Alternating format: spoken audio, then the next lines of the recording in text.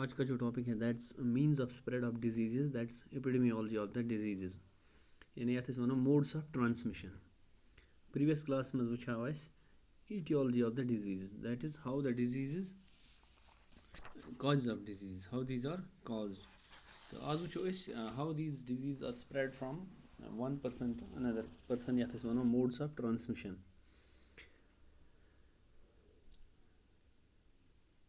Communicable disease गई तम diseases यम जन ते एक यानी source of infection या एक infected person पे लारा बिकिस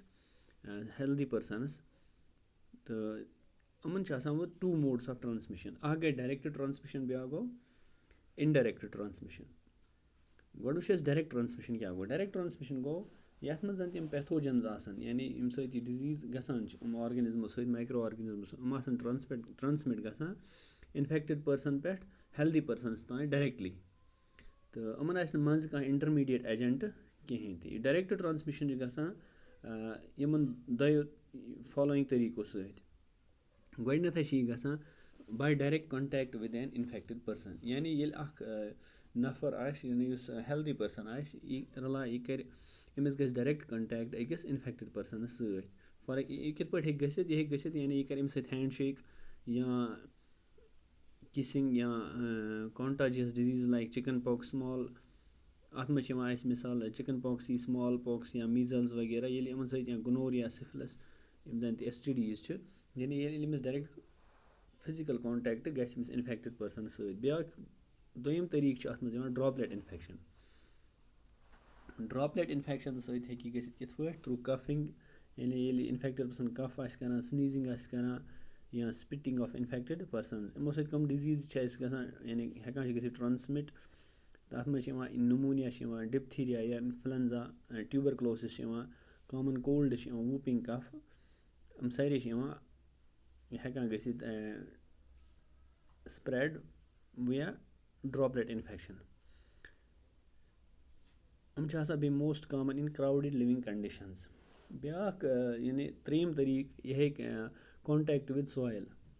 अत मज bacterial cyst of tetanus example इथे पे एनिमल बाइट्स फॉर एग्जाम्पल जानवर दी अमिस चोप अत मज रेबीज वायरसेस या transplacental transmission for example German measles या एड्स या बैक्टीरिया ऑफ सिफिलिस हम हेकन गसित ट्रांसमिट मैटरनल ब्लड आसान into the foetal blood through placenta यम सारी कत मज डायरेक्ट ट्रांसमिशन अम पे गो इनडायरेक्ट ट्रांसमिशन इनडायरेक्ट ट्रांसमिशन गसान ये जन तम पैथोजेंस आसान यानी माइक्रो ऑर्गेनिज्म यमो सती डिजीज गसान हम गसान ट्रांसमिट इन्फेक्टेड पर्सन पे healthy persons through some intermediate agents यमन वन वेक्टर्स या वहीकल्स फॉर एग्जाम्पल अत मज गोडनुक तरी वेक्टर बोर्न डिजीजेस इन अत मज मलेरिया जन फीमेल इनोफिलस मॉस्किटो वगैरह या डेंगू इथे पे कॉलरा इथे पे स्लीपिंग सिकनेस या कालाजार हम हेकान गसित ट्रांसमिट यानी फॉर एग्जाम्पल अगर मलेरिया निमोन यह मोह फीमेल इनोफिलस मॉस्किटो यह दिवान बाइट करा अकिस इन्फेक्टेड पर्सनस तम पे करा अकिस बाइट हेल्दी पर्सनस इत पे करा ट्रांसमिट माइक्रो ऑर्गेनिज्म या pathogens from infected to healthy persons ब्या गो वहीकल बोर्न बी अत मज दोयम टाइप अत मज यानी पैथोजेंस ऑफ कॉलरा डिसेंट्री या टाइफाइड हम हेकान गसित ट्रांसमिट इन्फेक्टेड पर्सन पे healthy persons by agencies like यानी अगर कंटामिनेटेड फूड या वाटर ये मज पेमत इन्फेक्टेड पर्सन सहित पैथोजेंस हम हेकान गसित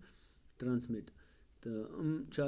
तत गसान बेमार ज्यादा ये जन सेफ वाटर सप्लाई या हाइजीन प्रॉपर मेंटेन गसान कह इथे पे एड्स गसान स्प्रेड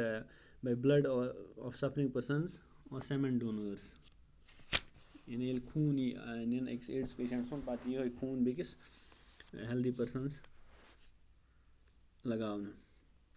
बे हेको एयर बोर्न अत मज इन्फ्लुएंजा या एपिडेमिक टाइफस इथे पे फॉर्माइड बोर्न तो अत मज गम पैथोजेंस गसान spread through contaminated articles like handkerchiefs या टॉवल्स क्रॉकरी एटसेट्रा या अनक्लीन हैंड्स अत मज एस्केरियासिस एंटेरोबायसिस वगैरह